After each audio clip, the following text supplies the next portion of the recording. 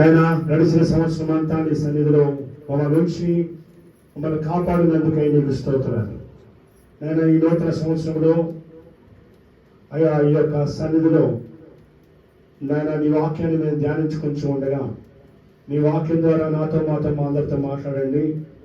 మనుష్య జ్ఞానం లయపరిచి పరిశుద్ధాత్మ ద్వారా మీరే మాకు సమస్తం బోధించమని మమ్మల్ని చేతులకు అప్పగిస్తూ యేసుక్రీస్తు శ్రేష్టమైన నామములో పరిశుద్ధాత్మదేవ ప్రతి ఒక్కరితో మీరు మాట్లాడండి, మమ్మల్ని దర్శించండి, మనుష్య జ్ఞానం లయపరిచి పరిశుద్ధాత్మ ద్వారా బోధించండి. వినగలిగిన చెవిని గ్రహించగలిగిన హృదయాన్ని దయచేయండి. శివోలో నీ వర్తమానాన్ని పంపించండి. ఈ వాక్యం మా అందరికి ఆశీర్వాదకరంగా మీరు మార్చండి. స్తోత్రాలు యేసు నామములో అడుగుచున్నాం తండ్రి, ఆమేన్.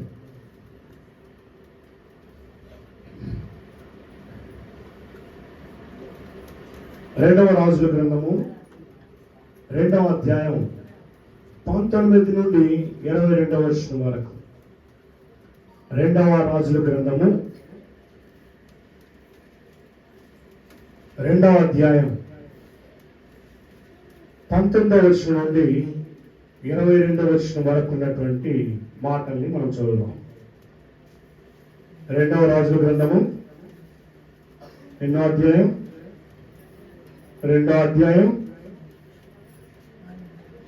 19వ వచనం నుండి. అంతటా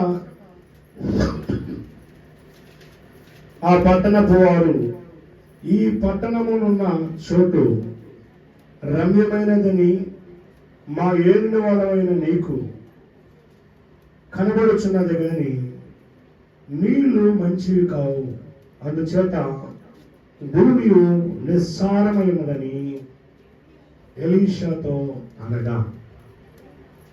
అందరూ ఒకసారి చూడండి. ఈ వాక్యాన్ని మనం గమనించినట్లయితే దైవ సేవకుడైన ఏలియా పరమునకు చేర్చబడినప్పుడు మరి ఏలియా ఎలా వెళ్ళాడంటే, చనిపోయిన ఏలియా ఆకాశం నుండి అగ్ని రథాలు దిగి వచ్చాయి ఏలియా కోసం. ఏలియా భక్తుడు ఆ అగ్ని రథాల్లో రథం మీద ఎక్కి వెళ్ళిపోయాడు. ఎక్కడికి? పరలోక రాజ్యానికి వెళ్ళిపోయాడు. పరదేశంలో ఉన్నాడు. మరి వాక్యం చెప్తుంది ఆయన చనిపోకుండా ఎలా వెళ్ళాడంటే అగ్ని రథాలతో బ్రతికుండగానే వెళ్ళాడు. స్తోత్రం చెప్పండి, హల్లెలూయా. మరి ఏలియా అలా వెళ్ళేటప్పుడు ఎలీషా అడిగాడు, అయ్యా నీ ఆత్మలో రెండింతల పౌర్ణ దయచే. మీ అందరికి ఆ వాక్యం తెలుసు. ఏలియా భక్తుడు అన్నాడు, ఎలీషా నీవు నన్ను వెంబడించుచున్నావే, నీకేం కావాలి? నీకేం కావాలో చెప్పు, నేను ఇస్తాను. ఏం వరం కావాలని కోరుకుంటున్నావు ఎలీషా అన్నప్పుడు ఎలీషా అన్నాడు, నీ ఆత్మలో నాకు రెండింతల పాలు కావాలి. మరి ఏలియా జీవితంలో 7 అద్భుతాలు చేశాడు ఏలియా. మరి ఎలీషా 14 అద్భుతాలు చేశాడు. ఏలియా అద్భుతంగా చేశాడు, మామూలుగా చేయగా అనేకమైన అద్భుతాలు చేశాడు.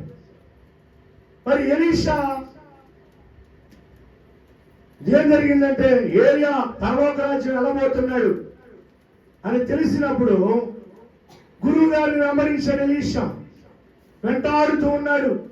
ఎక్కడికి వెళ్ళినా నేను యోర్దాను వెళ్తున్నాను అంటే, నా గురువు గారు దైవ సేవకుడా నేను కూడా నీతో పాటు వస్తా. నేను గిల్గాలు వెళ్తున్నాను, నన్ను దేవుడు గిల్గాలు రమ్మన్నాడంటే గిల్గాలు కూడా వచ్చాడు. అట్లాగా వెంబడిస్తూ ఉన్నాడు. ఎప్పుడు అంటే ఏలియా వెళ్ళిపోతాడు, ఇంకా పరలోకానికి చేర్చబడతాడని తెలిసినప్పుడు మా గురువుగారు వెళ్ళిపోతాడు. గురువుగారి దగ్గర నుంచి ఆశీర్వాదాలు తీసుకోవాలి, గురువుగారి దగ్గర నుంచి దీవెన తీసుకోవాలని ఏం చేశాడంటే గురువు గారిని వెంబడిస్తా ఉన్నాడు. వదిలిపెట్టట్లా, ఎటు వెళ్ళినా వెంబడిస్తున్నాడు. అప్పుడు గురువు గారు అన్నారు, నన్ను వదిలే బాబు, దేవుడు నన్ను యోర్దాను రమ్మంటున్నాడు. నా ఏలిన వాడి జీవముతోడు నేను కూడా వస్తాను. అయినా నన్ను గిల్గాలు రమ్మంటున్నాడు, అప్పుడైనా వదిలిపెడతాడేమోనండి. అప్పుడు కూడా వదలటం ఏమన్నాడు, నేను కూడా వస్తాను. యెహోవా జీవముతోడు నా జీవముతోడు నేను కూడా వస్తానంటాడు. అప్పుడు చివరికి అడుగుతాడు, అయ్యా ఏం కావాలి, ఎందుకు నన్ను వెంబడిస్తున్నావు అని అడుగుతాడు. ఈ రోజున ప్రభువైన యేసుక్రీస్తుని అనేక మంది వెంబడిస్తూ ఉన్నారు రకరకాలైన వాటి కొరకు. అయితే ఎలీషా భక్తుడు అడిగాడు, ఏలియా భక్తుడు అడిగాడు, ఏమని, ఏం కావాలి నీకు చెప్పు, ఏ వరం కావాలన్నప్పుడు అప్పుడు ఎలీషా అంటున్నాడు, నీ ఆత్మలో 2 పాలు కావాలి, నీ అభిషేకములో ఎంత అభిషేకం అవుతుందో దానికి 2 అభిషేకం కావాలన్నాడు. మరి అన్నాడు, నేను వెళ్ళేటప్పుడు నేను నీకు కనబడితే అప్పుడు అది నీకు అనుగ్రహించబడుతుంది, నేను నీకు కనబడలేదనుకో ఆ వరం నీకు రాదన్నాడు. అందుకని ఎక్కడికి పోయినా తరుముకుంటా ఉన్నాడు. ఇంతలో సడన్గా ఆకాశం నుండి అగ్ని రథాలు దిగినాయి. అలాగా దిగగానే వెంటనే ఎలీషా భక్తుడు కేకలేస్తున్నాడు, నా తండ్రి, నా తండ్రి, ఇశ్రాయేలుకు రథము రౌతు నీవే అని కేకలేశాడు. కేకలు వేయగానే ఏలియా వెళ్తా వెళ్తా ఆ దుప్పటి అలా కింద వదిలేశాడు. స్తోత్రం చెప్పండి, హల్లెలూయా. అందుకని నా బండి మీద చారియట్ ఆఫ్ ఇజ్రాయెల్ అని రాస్తుంటుంది, అంటే ఇశ్రాయేల్ యొక్క రథం అని. ఎలీషా భక్తుడు అంటాడు, ఏమని, నా తండ్రి, ఇశ్రాయేలుకు రథము రౌతు నీవే అంటాడు ఎలీషా. అనగానే వెళ్తా వెళ్తా దుప్పటి కింద వేస్తాడు. దుప్పటి కింద వేసిన తర్వాత ఆ దుప్పటి తీసుకుని వెళ్తా ఉంటాడు. ఎదురుగా యోర్దాను వచ్చింది. పిల్లారా, యోర్దాను సముద్రం కనపడింది. ఆ దుప్పటి తీసుకుని ఏలియా దేవుడు ఎక్కడున్నాడు అని ఆ దుప్పటి తీసుకుని యోర్దాను మీద ఒకటంగా 2 పాయలు అయిపోయింది. స్తోత్రం చెప్పండి, హల్లెలూయా. దుప్పటితో యోర్దాను 2 పాయలు చేశాడు. ఆ దైవ సేవకుడు అలా వస్తా ఉంటే ఏలియా శిష్యులు చూస్తారు. చూసి అదిగో ఏలియా యొక్క ఆత్మ ఎలీషా మీద ఉంది, ఇదిగో ఎలీషా భక్తుడు వస్తున్నాడు. మరి ఎలీషా జీవితంలో అనేకమైన అద్భుతాలు చూస్తాం, మామూలు అద్భుతాలు కాదు. మరి 7 అద్భుతాలు ఏలియా చేస్తే ఎలీషా 14 అద్భుతాలు చేయాలి లెక్క అయితే. కానీ బైబిల్లో 13 అద్భుతాలే రాయబడి ఉన్నాయి. 13 అద్భుతాలే. మరి ఎక్కడుంది దేవుడు 2 అభిషేకాన్ని ఇస్తానన్నాడు. దేవుడు నమ్మదగిన వాడు. చనిపోయాడు ఎలీషా. ఏమంటే ఎలీషా చనిపోయాడు. 7 నెలలు 14 అద్భుతాలు జరగాలి, కానీ ఈలోపే చనిపోయాడు. కానీ దేవుడు నమ్మదగిన వాడు, పిలిచిన దేవుడు నమ్మదగిన వాడు. ఎలీషా చనిపోయిన తర్వాత ఆయన్ని తీసుకుని వెళ్ళి ఒక గుహలో పాతి పెట్టారు. అక్కడ ఒక యుద్ధం జరుగుతూ ఉంది. ఎవరో ఒకడు చనిపోయాడు. ఆ చనిపోయిన వాడిని, ఆ శవాన్ని తీసుకుని వెళ్ళి ఎలీషా దగ్గర విసిరేశాడు. ఆ శవం దగ్గరికి విసిరేయగలే ఎలీషా యొక్క ఎముకల దగ్గర ఆ చచ్చిపోయిన బయటకు వచ్చాడు. స్తోత్రం చెప్పండి, హల్లెలూయా. చనిపోయిన ఎలీషా యొక్క ఎముకల్లో కూడా అభిషేకం ఉంది. చనిపోయిన ఎలీషా యొక్క ఎముకలు తగిలినటువంటి ఆ చచ్చిపోయినటువంటి దేహము బ్రతికి బయటకు వచ్చేసాడు. దేవుడు నమ్మదగిన వాడు. చనిపోయినా కానీ అతని జీవితంలో ఇంకొక అద్భుతాన్ని జరిగించి 14 అద్భుతాలు జరిగించాడు. స్తోత్రం చెప్పండి, హల్లెలూయా. మరి అలాంటి ఎలీషా జీవితంలో ఒక సందర్భం మీకు చెప్తున్నాను. అక్కడ చూడండి ఏమనుందో, 19వ వచనం. అంతటా పట్టణపు వారు, ఈ పట్టణమునున్న చోటు రమ్యమైనదని మా ఏలినవాడైన నీకు కనబడుచున్నది కదా, కానీ నీళ్ళు మంచిగా ఉంటా. అందుకని భక్తుడైన యేసన్న గారు ఒక పాట రాశాడు, ఊరు మంచిదే కానీ ఊటలన్నీ చెడిపోయేనే. ఏంటంట, ఊరు మంచిదే కానీ ఊటలన్నీ చెడిపోయింది. ఆయన భక్తుడు పాట రాశాడు, ఊరు మంచిదే కానీ అక్కడ ఉన్న నీళ్లు మంచివి కావు. ఎలాంటి నీళ్ళు అంటే ఉప్పు నీళ్ళు అయ్యి విషపు నీరంట. భూమంతా నిస్సారమైపోయిందంట ఆ నీళ్ళ వల్ల. శిష్యులందరూ చెప్తున్నారు ఎలీషా దగ్గరికి, అయ్యా బోధకుడా ఎలీషా, ఈ ఊరు చాలా మంచిదే కానీ ఊటలన్నీ పాడైపోయినాయి, చెడిపోయినాయి. ఊరు చుట్టానికి రమ్యంగా ఉందంట, కానీ లోపలంతా ఊటలన్నీ పాడైపోయినాయి. అలాగే ఈ రోజున ప్రియ దేవుని బిడ్డ, చూడటానికి మనుషులందరూ బాగున్నారు. పండగ దాన్ని మంచిగా డెకరేషన్ చేసుకుని ఉంటున్నారు.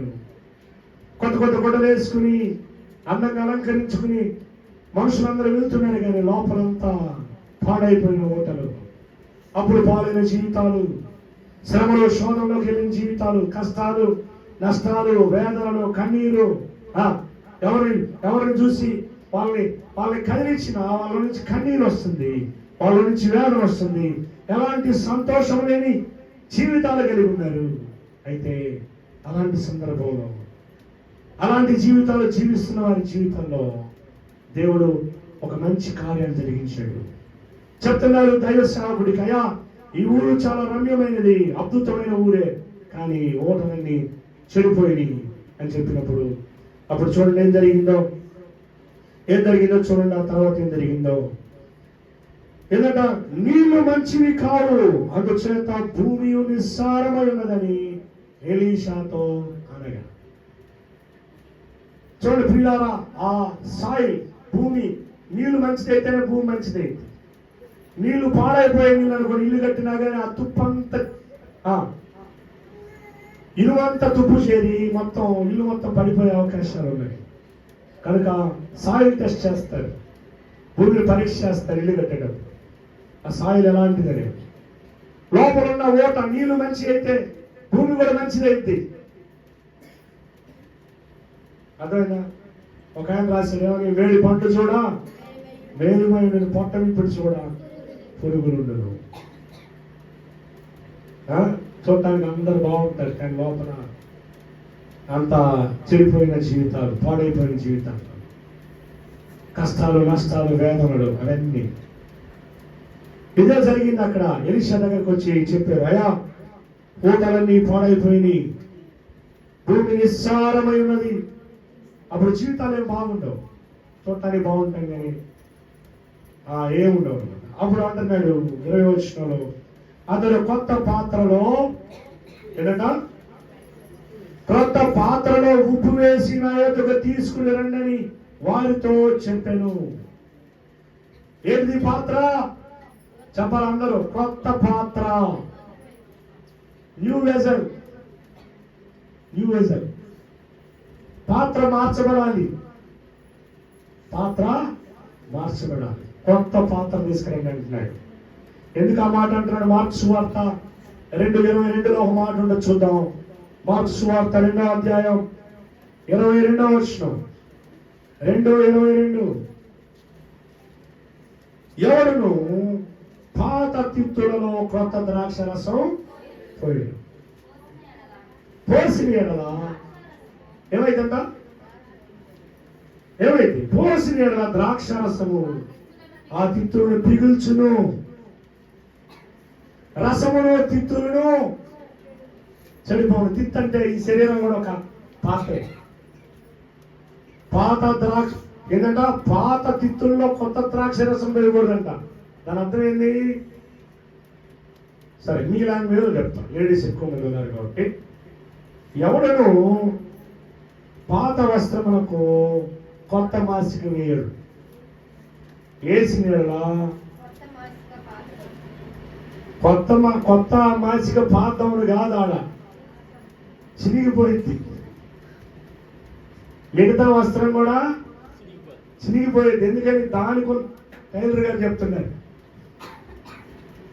అర్థమైందా? చినిగిపోయింది. నేను ఎప్పుడు అట్లా వేసి చూడాలి, నాకు తెలియదు. నేను వాక్య జ్ఞానాన్ని బట్టి చెప్తున్నాను. ఎందుకని? దానికి ఉన్న ఫిట్నెస్ పాత దానికి ఉండదు.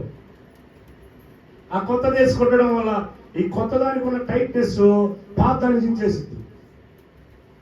అందుకని వాక్యం చెప్తుంది, ఎవడను పాత వస్త్రములకు కొత్త మాసిక వేయడు, వేసిన అది చినిగిపోవును రాసింది బైబిల్లో. కొత్త సంవత్సరం అన్ని కొత్తవి తెచ్చుకోవాలా. అరే పాతది అలాగే ఉంది. పాత జీవితం, పాత దిత్తులు, పాత మనస్సు, పాత రోత హృదయాలు, అవి మారలా. అవి మారకుండా నువ్వు ఎంత హ్యాపీ న్యూ ఇయర్ చేసినా లాభమే లేదు. కనుక తిత్తులు మార్చాలి. ఈ దేహం అనేది ఒక తిత్తు లాంటిది. దీనిలో కొత్త ద్రాక్ష రసం పోయాలంటే శరీరం కొత్తదవ్వాలి, హృదయం కొత్తదవ్వాలి, నీ హృదయం మారాలి. అర్థమైందా? ఇక్కడ అంటున్నాడు, ఎవరును పాత తిత్తులను కొత్త ద్రాక్ష రసం పోయాడు, పోసిన ఎడల ద్రాక్ష రసం ఆ తిత్తులను పీల్చును, రసములను తిత్తులను చెడును. అయితే కొత్త ద్రాక్ష రసము కొత్త తిత్తుల్లో పోయవలసిన వచ్చిందని చెప్పాను. ఇంకో మాట చూద్దాం. యెషయా గ్రంథము 24:7 బుక్ ఆఫ్ ఐజియా చాప్టర్ 24:7. నేను ఫ్యూ మినిట్స్ లో ఒక 10 నిమిషాలు ముగిస్తాను. కొత్త ద్రాక్ష రసము ఏంటంట? ఎందుకు పాత తిత్తుల్లో వస్తే ఏడుస్తుందంట కొత్త ద్రాక్ష రసం. కొత్త ద్రాక్ష రసము అంగలార్చుచున్నది, ఆ ద్రాక్షవల్లి క్షీణించిపోతుందంట. ఎందుకు? కొత్త సంవత్సరం వస్తుందండి, ఇంటికి బాగా రంగులు వేద్దామండి, రంగులు వేస్తాం. పాత ఎక్కడెక్కడ ఉన్నాయి అవి వాటిని బాగు చేయించుకోకుండా రంగులు వేసే ఉపయోగం ఏముంది? పర్మనెంట్ సొల్యూషన్ చేసుకోవాలి. అందుకనే ద్రాక్ష ఏంటంట? ద్రాక్ష రసం ఏమవుతుందంట? ఏడుస్తుందంట. పొయ్యిగాకండ్రా ఈ తిత్తుల్లో. హృదయాన్ని మార్చుకోండిరా, మీ శరీరాలు మార్చుకోండి, జీవితాలు మార్చుకోండి అని చెప్తుందంట. ఇంకో మాట చూద్దాం. యోవేలు గ్రంథము 2:24. యోవేలు జోయల్ చాప్టర్ 2:24. యోవేలు ఇంగ్లీష్ లో జోయల్ అంటారు.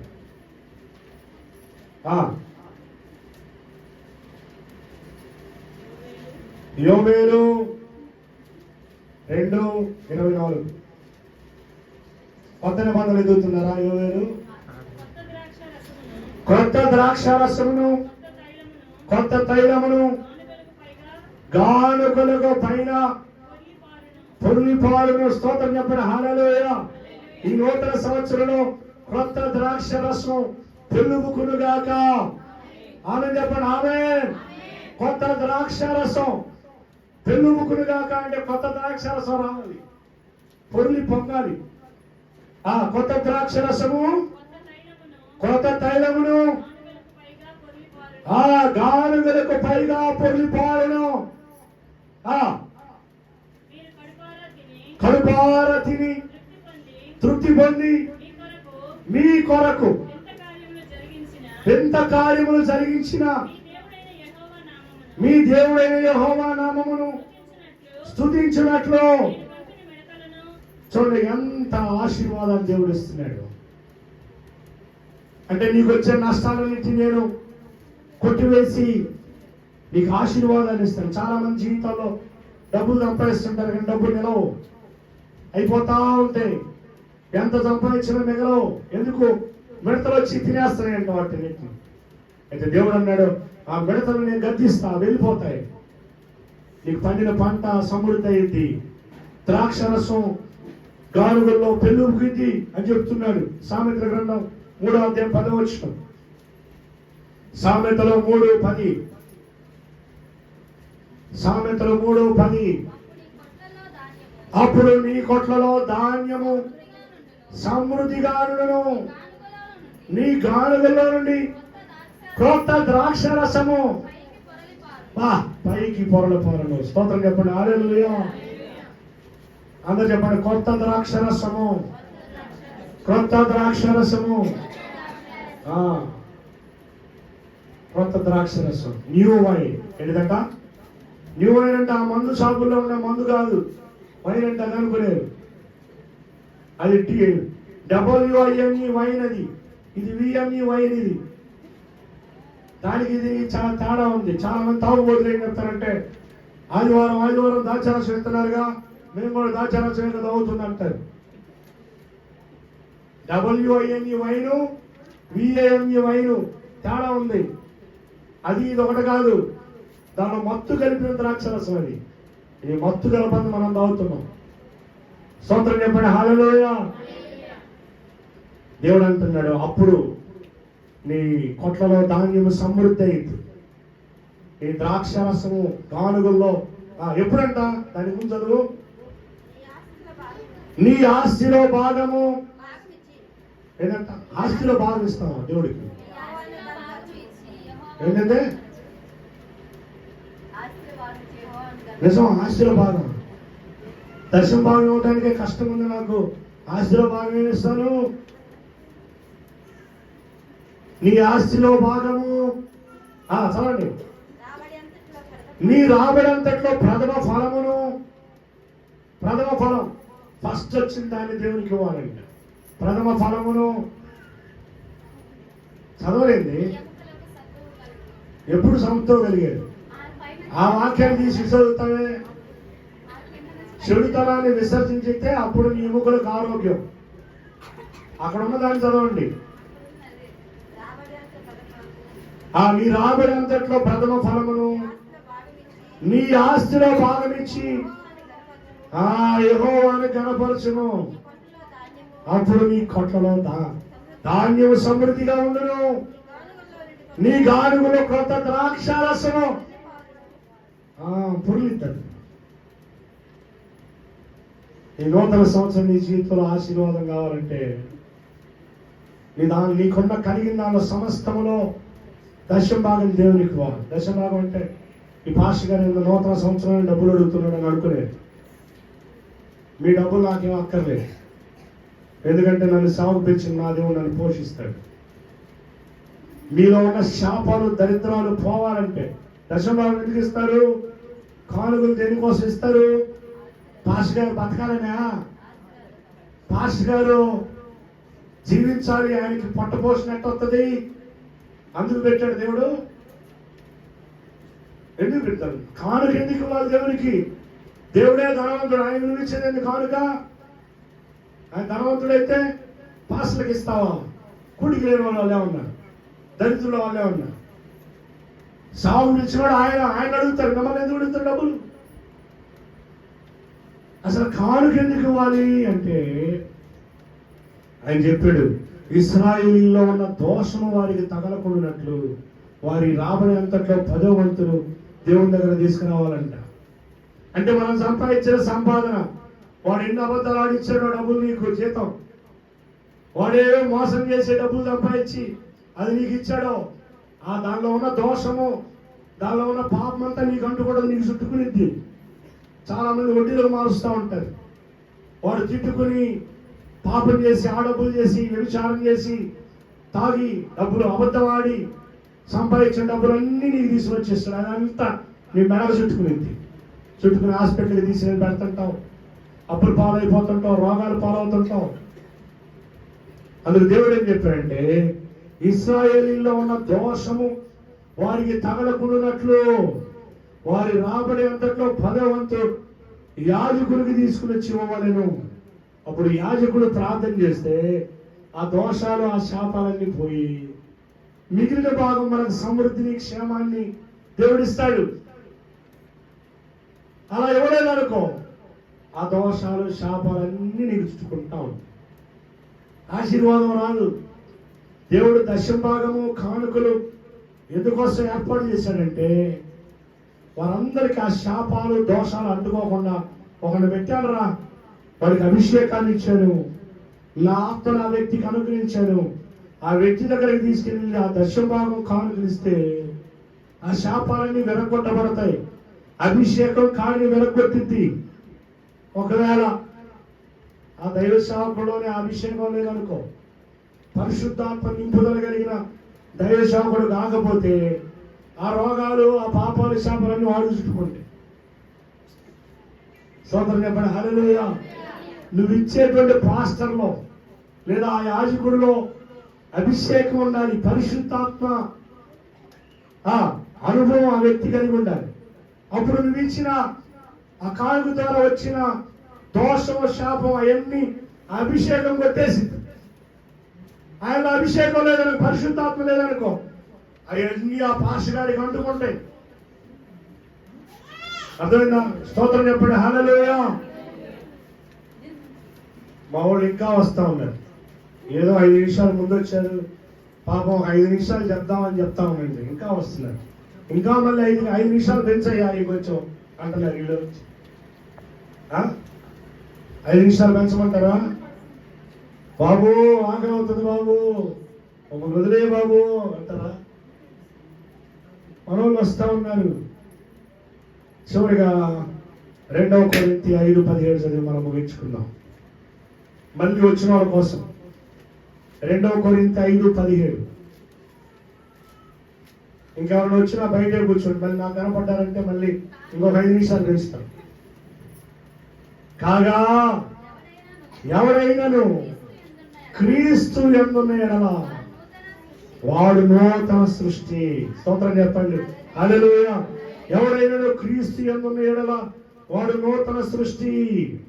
ఇదిగో పాతవి గతించెను, సమస్తమును క్రొత్తవాయను. క్రొత్తమైంది అంట. క్రీస్తు యందు ఉండాలి, అప్పుడు సమస్తం క్రొత్త అవుతాయి. రెండవ రాజుల గ్రంథము 2వ అధ్యాయం అంతా చదివిన వాక్యాన్ని చదివి మనం ముగించుకుందాం. 2వ రాజుల గ్రంథము 2వ అధ్యాయం 20వ వచనం. అప్పుడు ఎలీషా అంటున్నాడు, అయ్యా ఈ నీరంతా పాడైపోయింది, ఓటలన్నీ పాడైపోయినాయి, ఊరు మంచిదే కానీ ఓటలన్నీ పాడైపోయి ఎట చేయాలి అని అంటే, అప్పుడు అంటున్నాడు అతడు క్రొత్త పాత్రలు ఉప్పు వేసి నా యొద్దకు తీసుకుని రండి వారితో చెప్పాడు. వాడు దాన్ని తీసుకుని రాగా అతడు ఆ నీటి ఓట యొద్దకు పోయి అందులో ఉప్పు వేసి యెహోవా సెలవిచ్చినదేమనగా ఈ నీటిని నేను బాగు చేసి ఉన్నాను. స్తోత్రం చెప్పండి. హల్లెలూయా. దేవుడు బాగు చేశాడంట ఆ నీటిని. ఈ నీటిని నేను బాగు చేసి ఉన్నాను కనుక ఇక దీని వలన మరణము కలుగకపోవునని, భూమి నిస్సారముగా ఉండదు అని చెప్పాను నేను. కాబట్టి నేటి వరకు ఎలీషా చెప్పిన మాట చొప్పున ఆ నీరు మంచిదై ఉన్నది. ఈ రోజున ఇశ్రాయేలు దేశం మొత్తానికి ఆ నీళ్ళే సప్లై. ఫౌంటైన్ ఆఫ్ ఎలీషా అంటారు దీన్ని. బుర్ర కథగా చెప్పింది మీకు, కల్పన కథగా చెప్పింది చరిత్ర. ఇశ్రాయేలు దేశానికి వెళ్ళండి, ఇప్పటికీ ఆ ఓట ఉంది. ఎలీషా ఫౌంటైన్ అని కొట్టండి, లేదంటే వాటర్ ఆఫ్ ఎలీషా అని కొట్టండి. ఇశ్రాయేలు ఇప్పటికీ కూడా ఆ నీటి ద్వారా ఇశ్రాయేలు ప్రజలందరూ మంచినీళ్ళు తాగుతున్నారు. ఒకప్పుడు ఆ ఓట ఎలాంటిది? ఆ నీటిలో ఏముందంట? మరణం ఉంది, ఆ నీటిలో విషం ఉంది. కానీ దైవ సేవకుడు ఎప్పుడైతే క్రొత్త పాత్రను తీసుకుని వచ్చి అందులో ఉప్పు వేసి ఆ నీళ్ళ దగ్గర తీసుకుని వెళ్ళి ఆ నీళ్ళలో ఉప్పును ముంచి ఏం చెప్పాడు? ఏం చెప్పాడు? ఈ నీటిని నేను బాగు చేసి ఉన్నాను కనుక దీని వలన మరణం ఇక కలగకపోవును గాక అన్నాడు. అప్పటి నుంచి ఆ నీళ్లు మంచి అని ఈ రోజున ఇశ్రాయేలు దేశం అంతా కొన్ని లక్షల మంది ఆ నీళ్ళు తాగుతున్నారు. This is history, not a బుర్ర కదా. It's not a mystery. I am revealing the history to came to know the truth of the Lord. ఆ ఉప్పు మరేదో కాదు, ప్రభు యేసుక్రీస్తు. యేసుక్రీస్తు నీ జీవితంలోకి వస్తే, ప్రభు నీ జీవితంలోకి వస్తే, మార్క్స్ వార్తలో మాట్లాడ తీగాకండి. మీరు మళ్ళీ బైబిల్ తీసారంటే మళ్ళీ భయపడతారు. వద్దులే. మార్క్స్ వార్తలు ఏమన్నాడంటే, ఉప్పు నిస్సారమైతే అది దేని వల్ల సారం పొందును? అది మనుషుల చేత తొక్కబడి బయట పారవేయబడితే కదా. మరి ఉప్పు దేని వల్ల సారం పొందును? మిమ్మల్ని అడుగుతున్న ప్రశ్న చెప్పండి. ఇప్పుడు దాన్ని నేను చెప్పాను. దేని వల్ల సారం పొందింది ఉప్పు? సముద్రపు నీరుని మొత్తాన్ని తీసుకుని వెళ్ళి ఏమంటారు, మడులు కడతారు, ఇది అంటారు, కొట్టాలు, ఉప్పు కొట్టాలు కడతారు, కట్టి మొత్తం స్టాక్ చేస్తారు. ఆ తర్వాత ఏమవుతుంది? ఆ సూర్యరశ్మి వల్ల, సూర్యకాంతి వల్ల అక్కడ ఉన్నటువంటి నీళ్లు మొత్తం ఉప్పుగా మార్చబడుతుంది. స్తోత్రం చెప్పండి. హల్లెలూయా. నీతి సూర్యుడైన యేసుక్రీస్తు ద్వారా. ఒకవేళ నీ జీవితం నిస్సారమైపోయిందేమో, శ్రమలు, శోధనలు, ఇరుకులు, ఇబ్బందులు, అయ్యో నా జీవితంలోనికి వేదన వచ్చేసింది. ప్రియ సోదరి సోదరుడా, మారా జీవితాన్ని మధురంగా మార్చే దేవుడు, చేదైన నీ జీవితాన్ని బాగు చేసే దేవుడు నజరేయుడైన యేసుక్రీస్తు ఆ ఉప్పుని సారంగా మార్చే దేవుడు. ఉప్పుని సారమైతే అది దేని వలన సారం పొందును? అది సూర్యుని యొక్క కాంతి వలన అది సారవంతంగా మారింది. ఆ నీతి సూర్యుడు ప్రభువైన యేసుక్రీస్తు నీ జీవితంలోనికి ప్రభువైన యేసుక్రీస్తుని చేర్చుకోవాలి. తమలో ఉంచుదాం, ప్రార్థన చేసుకుందాం. ప్రభువా, నా జీవితం నిస్సారమైపోయింది నాయనా. నా జీవితం నాయనా పాడైపోయింది, చేదైపోయింది. నా ఓటల మంచిగా ఊరు మంచిదే కానీ ఓటలన్నీ పాడైపోయినాయి, ఓటలన్నీ చెడిపోయినాయి. ఎప్పుడైతే ఆ ఉప్పు వేయగానే ఆ ఓటలకి సారం వచ్చింది, ఆ ఓటలు మంచిదైపోయినాయి. చేదైన నీళ్లు, విషమైన నీళ్లు, మరణమైపోయిన నీళ్ళన్నీ సారాన్ని పొందినాయి. ఈ రోజున మంచి నీరుగా మార్చబడిని. నీ జీవితం యేసుక్రీస్తు లేకపోతే నీ జీవితం సారవంతంగా మార్చబడదు. కనుక ఈరోజు తీర్మానం చేసుకో, సారవంతమైన క్రీస్తు, ఉప్పైనటువంటి క్రీస్తు నీ జీవితంలోకి రావాలి. ఎలీషా భక్తుడు అంటున్నాడు, నేను ఈ నీటిని నేను బాగు చేసి ఉన్నాను అని యేసుక్రీస్తులాగా చెప్తున్నాడు. దైవ సేవకుడైన ఆయన నామములో నేను చెప్తూ ఉన్నాను, ఈ సంవత్సరం నీ జీవితంలో అద్భుతమైన సంవత్సరంగా మార్చబడును గాక. ఈ సంవత్సరం నువ్వు దీవించబడదు గాక. ఈ సంవత్సరం నువ్వు అద్భుతులు గాక. ఈ సంవత్సరం నీ ఓటలన్నీ బాగవును గాక. ఈ సంవత్సరం నీ ఓటలన్నీ మంచి నీరుగా మార్చబడును గాక. ఆ ఓటల ప్రభువైన యేసుక్రీస్తే, ఆ ఓటల వాక్యము ఉప్పు ప్రభువైన యేసుక్రీస్తే నీ జీవితంలోనికి ఆయన ఆహ్వానించినట్లయితే నీ జీవితం ఆశీర్వాదకరంగా మార్చబడుతుంది. ఈ వాక్యం వింటున్న నువ్వు ఎవరైనప్పటికీ నీ జీవితం కన్నీరు, వేదన ఉందేమో. ఊరు మంచిదే, చూడటానికి మంచిగా కనపడుతున్నావు, మంచి డ్రెస్ వేసావు, మంచి డ్రెస్ వేసుకున్నావు, మంచిగా రెడీ అయ్యావు, కానీ లోపల ఉన్న ఓటలన్నీ పాడైపోయినాయి, లోపల ఉన్న నీరంతా పాడైపోయింది. ఆరోగ్యం లేకుండా అనారోగ్యం పాలైంది. నీ దేహము పాపం అనేటువంటి జబ్బు చేత శరీరం పాడైపోయిందేమో. అయితే ఈరోజు తీర్మానం చేసుకో, ప్రభువా, నా ఓటల్ని బాగు చేయి, నా దేహాన్ని బాగు చేయి, నా జీవితాన్ని బాగు చేయి. చూడటానికి బాగానే కనపడుతున్నాను కానీ లోపలంతా మాలిన్యము, లోపలంతా చేదు, లోపలంతా కష్టము, కన్నీరు వేదన ఉంది. ప్రభువా, ఈరోజు నా వేదనని తొలగించయ్యా అని నువ్వు అడిగినట్లయితే యేసుక్రీస్తు నీ హృదయంలోకి రావాలి. నీ జీవితంలోకి వస్తేనే నీ జీవితం బాగుపడింది. అడుగు దేవుని, ప్రభువా, నా హృదయంలోనికి రా, నా జీవితంలోనికి రా. ఎప్పుడైతే ఆ నేలలోకి ఉప్పు వెళ్ళిందో ఆ నీళ్ళన్నీ బాగుపడ్డాయి. అలాగే నా జీవితంలో నువ్వు రానాయనా అని పిలువు దేవుణ్ణి. నాతో కలిసి ప్రార్థన చేయి. పరిశుద్ధుడా, ప్రేమ కలిగిన తండ్రి, నీ వందనాలు, స్తోత్రాలు. చెదైపోయిన, విషమైపోయినటువంటి ఆ ఓటలోనికి దైవ సేవకుడు ఎలీషా ప్రార్థన చేసినప్పుడు ఆ నీరు మంచిదైంది. దైవ సేవకుడికి నువ్వు అలాంటి శక్తిని ఇచ్చావు, దైవ సేవకుడికి అలాంటి వరాలు ఇచ్చావు. పాడైపోయిన నీళ్ళని బాగు చేసే వరాన్ని దైవ సేవకుడికి ఇచ్చావు. పాడైపోయిన జీవితాన్ని బాగు చేసే వాళ్ళగా, పాడైపోయిన హృదయాల్ని, పాడైపోయిన జీవితాల్ని, దరిద్రంలో, పేదరికంలో మలిగిపోతున్నటువంటి జీవితాన్ని బాగు చేయడానికి దైవ సేవకుని లోకానికి పంపించావు. మత్తయి సువార్త 10:8 శిష్యులు మీరు పంపుతూ అన్నారు, ఇదిగో పాడైపోయిన వారిని బాగు చేయండి పంపించారు ప్రభువా. అలాగే దైవ సేవకులు పంపించారు, ఇదిగోనైనా నీ నామములో మేము ప్రకటిస్తున్నాం, పాడైన జీవితాలు యేసు నామములో భాగములుగా కానీ మేము పలుకుతూ ఉండగా, పాడైన జీవితాలు ఈ కొత్త సంవత్సరంలో భాగములుగా కానీ పలుకుతూ ఉండగా, పేదరికము, దరిద్రంలో ఉన్న జీవితాలు యేసు నామములో భాగములుగా కానీ ప్రకటిస్తూ ఉండగా నీ కార్యాలు జరిగించండి. ఎవరైతే ఈ ప్రార్థనలు ఏకీభవిస్తున్నారో వారి జీవితాల్లోనికి మీరు రండి, వారి జీవితాల్లో నీ కార్యాలు జరిగించండి. ప్రభువా, మా జీవితాలకు రండి. అందరం చెప్తాం, ప్రభువా మా జీవితాల్లోనికి రండి, ప్రభువా మా జీవితాల్లోనికి రండి, నీ కార్యాలు జరిగించండి అని ఎవరైతే అడుగుతున్నారో వారి జీవితాన్ని నీ కార్యాలు జరిగించి మహిమ పొందండి. సంఘాన్ని దీవించండి, సరిహద్దులు విషయాలు పరచండి. నాయన, ఈ క్రీస్తు శిష్యుల పరిచర్యలో ఎవరైతే ఉన్నారో, ఏ విశ్వాసులైతే ఉన్నారో, ఎవరైతే అన్యులుగా ఉన్నారో, వారు ఇంకా రక్షింపడలేదో, మందిరానికి వస్తూ ఉన్నారో, అలాంటి వారందరూ దర్శించండి. ఈరోజు ఈ ప్రాంగణంలోకి వచ్చిన ప్రతి ఒక్కరు దీవించి 2024వ సంవత్సరం ఆశీర్వాదకరంగా, దీవెనకరంగా మార్చమని యేసయ్య జీవం కలిగిన నామములో అడిగి వేడుకొనుచున్నాము తండ్రి. అందరికీ ఆమేన్. హల్లెలూయా.